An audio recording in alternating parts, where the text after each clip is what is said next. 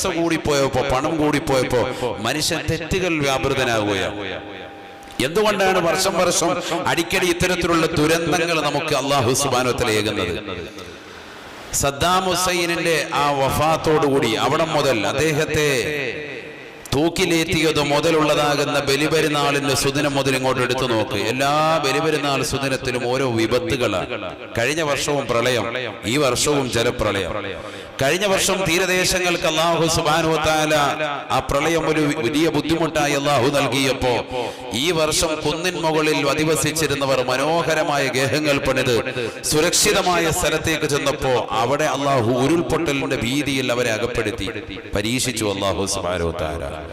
അഥവാ നീ എവിടെയായിരുന്നാലും തെറ്റിൽ നിന്ന് പരിപൂർണമായി ഒഴിഞ്ഞു നിൽക്കണം. ഈ പ്രളയത്തിൽ അകപ്പെട്ടവർ മുഴുവനും തെറ്റുകാരാണെന്നല്ല ഞാൻ പറയുന്നത്, അങ്ങനെ ഒരിക്കലും വാദിക്കൊന്നുമില്ല. മറിച്ച് തെറ്റ് ചെയ്യുന്ന വ്യക്തികൾ ഉണ്ടാകുമ്പോൾ അവരുടെ തെറ്റുകൾ ചൂണ്ടിക്കാണിച്ചുകൊണ്ട് നന്മയിലേക്ക് വഴി നടത്താതിരിക്കുകയാണ് എങ്കിൽ എല്ലാവർക്കും വിപത്തുകൾ വരാം എന്നാണ് ആദരവായ സയ്യിദുനാ റസൂലുള്ളാഹി സ്വല്ലല്ലാഹി അലൈഹി വസല്ലം തങ്ങൾ പഠിപ്പിക്കുന്നത്. ഒരാൾ തെറ്റ് ചെയ്യുമ്പോൾ അല്ലെങ്കിൽ ഒരു സമൂഹം തെറ്റ് ചെയ്യുമ്പോൾ ആ സമൂഹത്തിന്റെ തെറ്റുകുറ്റങ്ങൾ പരിശുദ്ധമായ ഖുർആൻ മുഖേനയും ഹദീസ് മുഖേനയും അവർക്ക് പറഞ്ഞു മനസ്സിലാക്കി കൊടുക്കാതിരുന്നാൽ, തന്റെ പ്രിയപ്പെട്ട മകൻ തെറ്റിലേക്ക് പോകുമ്പോ, അവന്റെ വിചാരത്തിലേക്ക് പോകുമ്പോ, ഇന്നും ഒരു സഹോദരൻ എന്നോട് ജുമഅയ്ക്ക് മുമ്പ് കരഞ്ഞുകൊണ്ട് പറഞ്ഞു, ഉസ്താദേ എന്റെ മകളുടെ ഭർത്താവ് വ്യഭിചരിക്കാൻ 4 ലക്ഷം രൂപ ഒരു മാസം അഥവാ 28 ദിവസം തികയുമ്പോ 4 ലക്ഷം രൂപ അവന് ജോലിക്ക് സമ്പാദിക്കുന്നവനാണ്. 4 ലക്ഷം രൂപ കിട്ടും 28 ദിവസം കൊണ്ട്. കപ്പലിലാണ് അവന് ജോലി, 4 ലക്ഷം രൂപ കിട്ടും. ഒരൊറ്റ മാസം കൊണ്ട് 28 ദിവസം കൊണ്ട് കിട്ടുന്നതായ ശമ്പളമാണ്. പക്ഷെ ആ 28 ദിവസം കൊണ്ട് അവന് ശമ്പളം കിട്ടി. അവൻ തിരുവനന്തപുരത്ത് വന്ന് എയർപോർട്ടിൽ വന്ന് ഇറങ്ങി. അവൻ പോകുന്നത് ഏതെങ്കിലും ഒരു സ്ഥലത്ത് വേശ്യാലയത്തിലേക്ക് പോവാണ്. ഈ പൈസയായിട്ട് അടിച്ചു പൊളിക്കുക. 3.5 വയസ്സുള്ള മകളുണ്ട്, 1.5 വയസ്സുള്ള മകനുമുണ്ട്. എന്റെ മകളുടെ ഭർത്താവാണ്. ആ മക്കളെ ഒന്ന് ഒരു നോക്ക് കാണാൻ ഇവൻ തയ്യാറാകുന്നില്ല. 2 ദിവസം അങ്ങനെ തലസ്ഥാന നഗരിയിൽ അടിച്ചു പൊളിച്ച് കള്ളുകുടിച്ച് മതോന്മത്തനായി ഏതെങ്കിലും അശ്ലീല സ്ത്രീകളോടൊപ്പം ശരീരം പങ്കിട്ടിട്ട് വീണ്ടും അടുത്ത കപ്പലിൽ യാത്ര തിരിക്കുകയാണ് അവന്റെ ജോലിക്ക്. ഒരു മാസം വീണ്ടും തികച്ച് 4 ലക്ഷം രൂപ ഒപ്പിച്ചുകൊണ്ടുവരുന്നു. വീണ്ടും ഏതെങ്കിലും ഇത്തരത്തിലുള്ള ഗോൾഡ് ഡിഗർക്ക് കൊടുത്ത് അശ്ലീലമായപ്പെട്ട സ്ത്രീകൾ കൊടുത്ത് വേശ്യ സ്ത്രീകൾക്ക് നൽകിയിട്ട് വീണ്ടും സായുജ്യം അണിഞ്ഞുകൊണ്ട് ആ 2 ദിവസത്തെ ലീവ് അടിച്ചു പൊളിച്ചിട്ട് വീണ്ടും പോവാൻ. ഇങ്ങനെ അവൻ വരാൻ തുടങ്ങിയിട്ട് മാസങ്ങളായി. എന്റെ വീട്ടിലേക്ക് അവൻ വരുന്നില്ല. കഴിഞ്ഞ പെരുന്നാളിന് വീട്ടിലേക്ക് വന്നിട്ടില്ല. 3.5 വയസ്സുള്ള മകനെയും 1.5 വയസ്സുള്ള കുട്ടിയും കാണണമെന്നുള്ള താല്പര്യം അവന്റെ മനസ്സിന്റെ അകത്തളങ്ങളിലില്ല. ഇതൊക്കെ നമ്മുടെ കരുനാഗപ്പള്ളി ദേശത്തുള്ള സഹോദരങ്ങൾ വിഷമത്തോടുകൂടി വളരെയേറെ പ്രയാസത്തോടുകൂടി ഓർമ്മപ്പെടുത്തുമ്പോ പള്ളിയിലൊക്കെ വന്നിട്ട് ഉസ്താദുമാരോട് പറയുന്നത് ഇതാണ്: വിഷമങ്ങളും ദുഃഖങ്ങളും പങ്കുവെക്കാൻ. നിങ്ങൾ ഈ പള്ളിയിൽ ഉസ്താദുമാരുടെ റൂമിൽ തിരക്ക് കാണുമ്പോൾ നിങ്ങൾ മനസ്സിലാക്കുക എന്തപ്പോ ഒരു ആൾക്കൂട്ടം. ഇതൊന്നുമല്ല, ഇവര് വന്നിട്ട് അവരുടെ വിഷമങ്ങൾ പറയാൻ, ദുഃഖങ്ങൾ പറയാൻ, മക്കളെ കുറിച്ച് പരാതിപ്പെടാൻ. മക്കള് കള്ളുകുടിച്ച് നടക്കുന്നു. മറ്റൊരാൾ വന്നിട്ട് പറഞ്ഞു, ഉസ്താദ് MBA കാരനാണ് എന്റെ പ്രിയപ്പെട്ടതായ മകൻ. അവൻ ഇപ്പൊ അന്യമതത്തിൽപ്പെട്ടതായ ഒരു പെണ്ണിനെ വിവാഹം ചെയ്യണമെന്ന് വലിയ താല്പര്യമാണ്. വിവാഹം ചെയ്യാൻ അവൻ തുനിഞ്ഞിരിക്കാൻ. അന്യമതത്തിൽപ്പെട്ട ഹൈന്ദവ സഹോദരിയെ വിവാഹം ചെയ്യണമെന്നുള്ള വലിയ താല്പര്യത്തിലാണ്. രണ്ടുപേരും വലിയ പ്രണയത്തിലാണ്. ഞങ്ങൾ അറിഞ്ഞിട്ടില്ല. അവരുടെ കലാലയങ്ങളിൽ ഒരുമിച്ചുള്ളവരായിരുന്നു എന്ന് പറയപ്പെടുന്നു. ഇതുവരെ ഞാൻ അവളെ കണ്ടിട്ടുമില്ല. എന്ത് ചെയ്യണം? എന്താണ് അവസ്ഥ? ഒന്ന് ചിന്തിച്ചു നോക്ക്. സമൂഹത്തിൽ ഇന്നലെയും മിനിയാന്നുമൊക്കെ പത്രങ്ങളിലും ദൃശ്യ ശ്രാവ്യ മാധ്യമങ്ങളിലും ഫേസ്ബുക്കും വാട്സാപ്പും ഉപയോഗിക്കുന്ന സഹോദരന്മാർക്കറിയാം, നിറഞ്ഞു നിൽക്കുന്നത് ഒരു മുസ്ലിം സഹോദരിയോടൊപ്പം ഒരു ഹൈന്ദവ ദേവാലയത്തിൽ അവരുടെ ദേവാലയത്തിന്റെ മുന്നിൽ കുരിശ് വരച്ചുകൊണ്ട് നിൽക്കുന്ന ഒരു പാവപ്പെട്ട മുസ്ലിം സഹോദരി അന്യമതത്തിലെ ചെറുപ്പക്കാരോടൊപ്പം ഒളിച്ചോടിപ്പോവാണ്. സ്വന്തം വാപ്പയും ഉമ്മയും മറന്ന് അവർ 18 വർഷം വരെ അവൾക്ക് കൊടുത്തതായ സ്നേഹം മറന്ന്. ഇതാണ് ലോകം മാറിക്കൊണ്ടിരിക്കുന്നത്. ഇതിനൊരു തിരിച്ചറിവുണ്ടാകണ്ടേ? ഇത്രയും വലിയൊരു ജലപ്രളയങ്ങളും ഇത്രയും വലിയൊരു സംഭവ വികാസങ്ങളും അല്ലാഹു സുബ്ഹാനഹു വ തആല ഈ പരീക്ഷണമൊക്കെ നൽകിയിട്ട് പരിപൂർണമായി നെവർ മൈൻഡ് ചെയ്തുകൊണ്ട് ഇതൊന്നൊരു പ്രശ്നമല്ല, ഇതൊന്നും എന്നെ ബാധിച്ചിട്ടില്ലല്ലോ. ഏതൊക്കെയോ ചില നാടുകളിൽ ബാധിക്കുന്നു, തൊട്ടപ്പുറത്തുള്ളതാകുന്ന ജില്ലകൾ ബാധിക്കുമ്പോഴും തൊട്ടടുത്തുള്ള കുടുംബാദികൾ മരണപ്പെട്ടു പോകുമ്പോഴും അന്യന്റെ അതാകുന്ന വ്യക്തികളാണ് എന്നുള്ള തിരിച്ചറിവാണ് സമൂഹം ഉണ്ടായിത്തീർന്നിരിക്കുന്നത്. ഇത് എന്നിലേക്ക് കടന്നു വരും, ഞാനും ഈ ലോകത്ത് മരിക്കേണ്ടവരാണ്. സ്വന്തം വാപ്പയെ കൊണ്ടുവന്ന ഖബറിലേക്ക് വെക്കുമ്പോഴും സെൽഫി എടുക്കുന്ന യുഗത്തിലേക്ക് മക്കൾ മാറിയിരിക്കുകയാണ്. വാപ്പാടെ ഖബറിലേക്ക് ഞാൻ തന്നെയാ മയ്യത്ത് വെക്കുന്നത് എന്നറിയിക്കാൻ ഒരു കയ്യിൽ ഫോണും പിടിച്ച് മറുകയിൽ ജനാസ ഇറക്കി വെക്കുന്ന ഒരു യുഗം.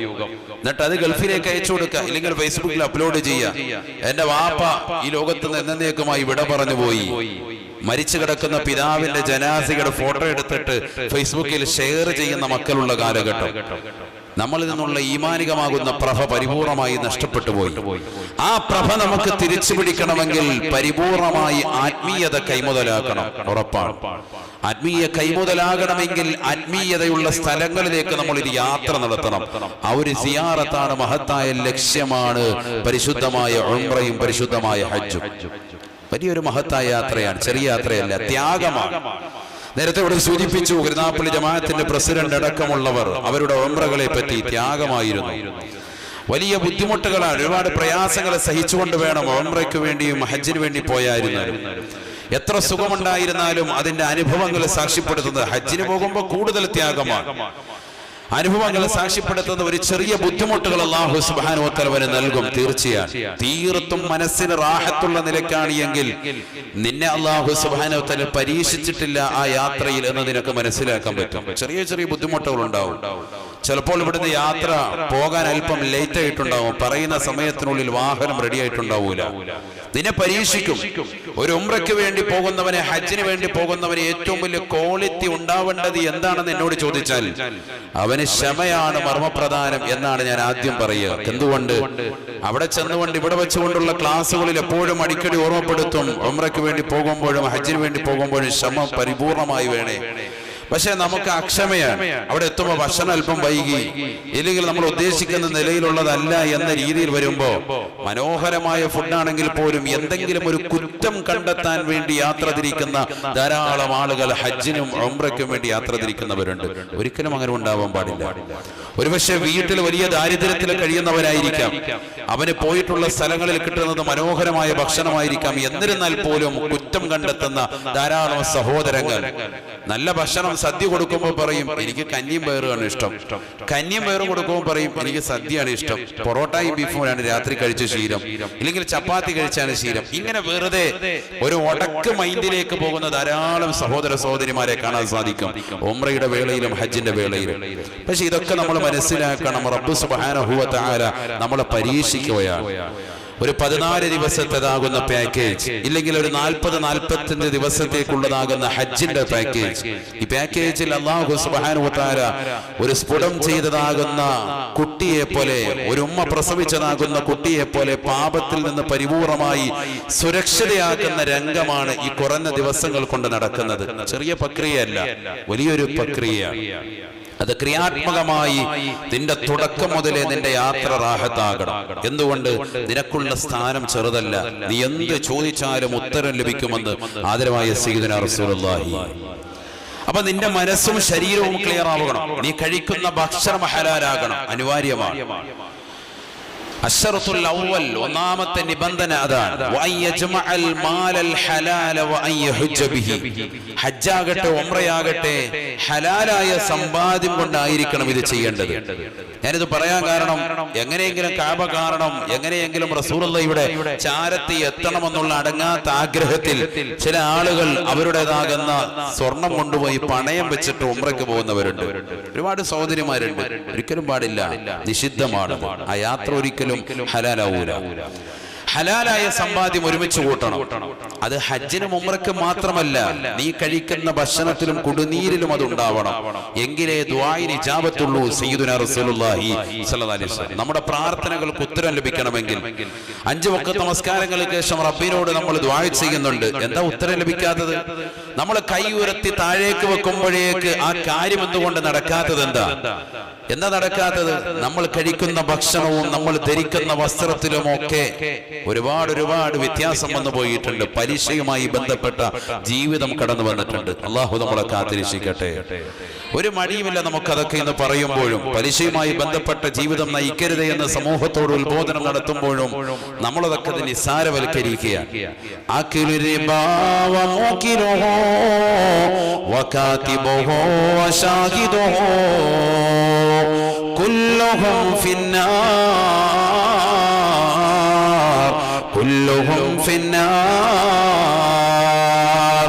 പലിശ തിന്നുന്നവൻ, ആ പലിശയുമായി ബന്ധപ്പെട്ട ജീവിതം നയിക്കുന്നവൻ, അത് തീറ്റിപ്പിക്കുന്ന വ്യക്തി, അതിന് സാക്ഷി നിൽക്കുന്നവൻ, അതിന്റെ എഴുത്തുകാരായിട്ടുള്ള ആളുകൾ, അതുമായി ബന്ധപ്പെട്ട ഏതൊക്കെ മേഖലയിൽ വർത്തിക്കുന്നവരുണ്ടോ അവരെല്ലാവരും നരകത്തിലാണ്. കുല്ലുഹും ഫിന്നാർ, അവർ സർവരും നരകത്തിലാണ് എന്ന് നബിയുനാ റസൂലുള്ളാഹി സ്വല്ലല്ലാഹു അലൈഹി വസല്ലം. അല്ലാഹു കാത്തിരക്ഷിക്കട്ടെ. ഒരുപാട് ആളുകൾ പറയാറുള്ള ഒരു ചോദ്യമാണ്, ഒരുപാട് ഉമ്മമാര് ചോദിക്കാറുള്ള ചോദ്യം. ഉസ്താദ്, ഞാൻ ഒരുപാട് ദിക്ർ ചൊല്ലാറുണ്ട്. മുഹറം മാസം 1 മുതൽക്ക് 10 വരെയുള്ള ദിവസങ്ങൾ പകൽ നോമ്പനുഷ്ഠിച്ചവന് ഫിർദൗസ് എന്ന സ്വർഗം അല്ലാഹു നൽകുമെന്ന് ആദരവായ റസൂലുള്ളാഹി സ്വല്ലല്ലാഹു അലൈഹി വസല്ലം. ഞാൻ നോമ്പനുഷ്ഠിക്കുന്നവനാണ്. ഞാൻ ആശുറായിന്റെയും താസ്വായിന്റെയും നോമ്പനുഷ്ഠിക്കുന്ന വ്യക്തിയാണ്. ഞാൻ പാതിരാത്രി സമയത്ത് നിശയുടെ നിശീതതയിൽ കൂരിരട്ടിനെ വകഞ്ഞു മാറ്റി തഹജ്ജുദ് നമസ്കരിക്കുന്ന വ്യക്തികളാണ്. ഞാൻ വിശുദ്ധമായ ഖുർആൻ ധാരാളം പ്രാവശ്യം ഖത്മ ചെയ്തിട്ടുണ്ട്. ഞാൻ ഒരുപാട് തഹ്ലീൽ ചൊല്ലാറുണ്ട്, ഒരാൾ സ്വലാത്ത് ചൊല്ലാറുണ്ട്. തിങ്കളും വ്യാഴവും ഞാൻ അധികവും സുന്നത്ത് നോമ്പ് അനുഷ്ഠിക്കാറുണ്ട്.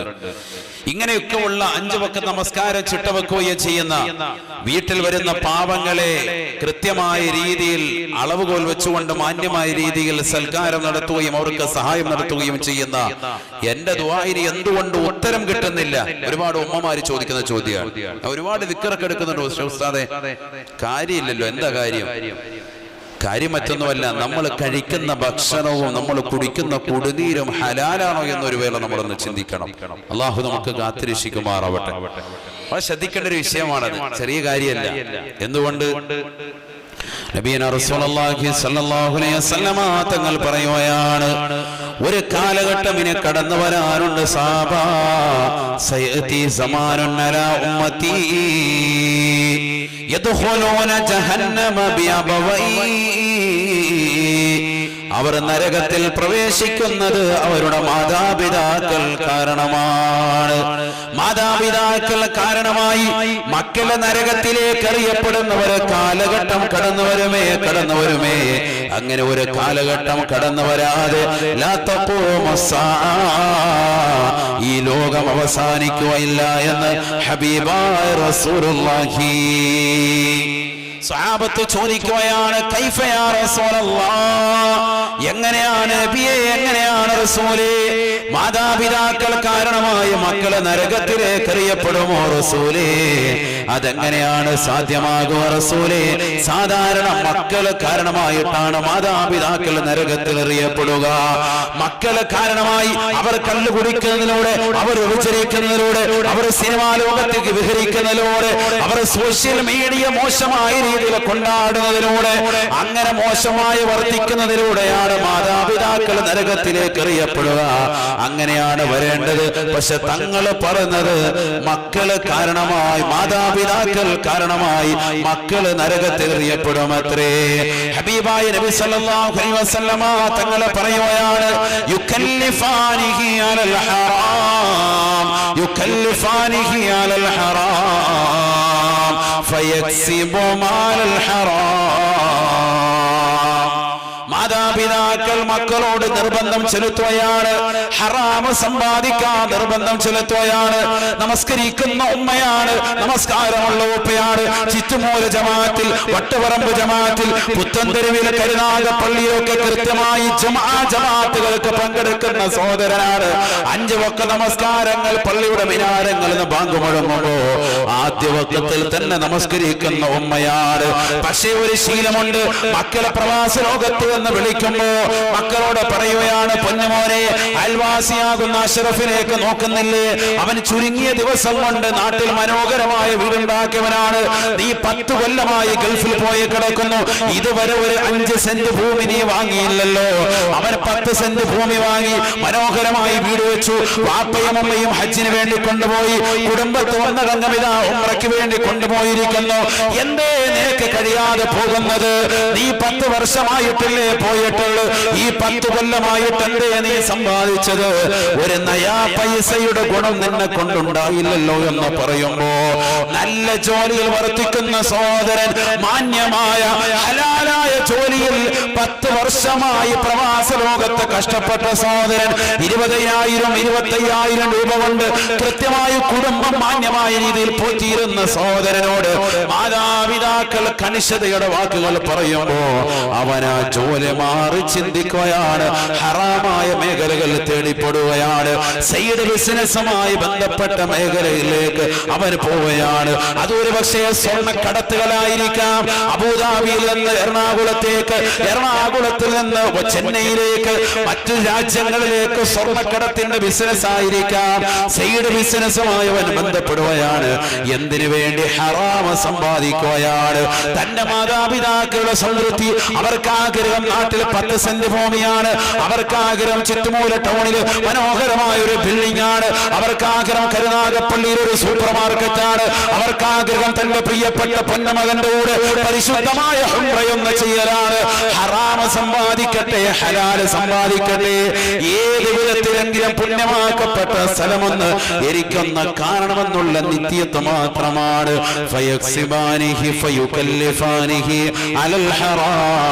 മാതാപിതാക്കൾ ഹറാമ സമ്പാദിക്കുന്നതിന്റെ മേൽ മക്കളെ നിർബന്ധിക്കുമത്രേ.